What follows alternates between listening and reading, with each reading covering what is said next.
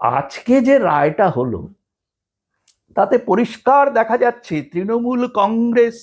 পরিচালিত পশ্চিমবঙ্গ সরকার, যার মানে মাথায় হচ্ছে এই ভদ্রমহিলা অনুপ্রেরণা, এরা যেন তেন প্রকারেণ এসআইআর এদের যে টার্মসে করতে চায়, এবং সেটা সকলেই এখন বুঝে গেছে যে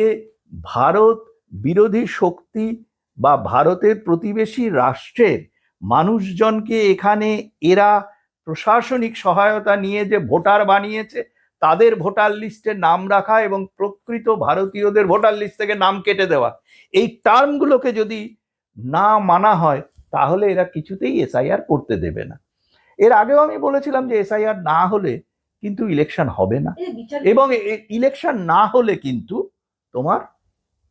মানে একটা নির্দিষ্ট সময়ে মে মাসের পরে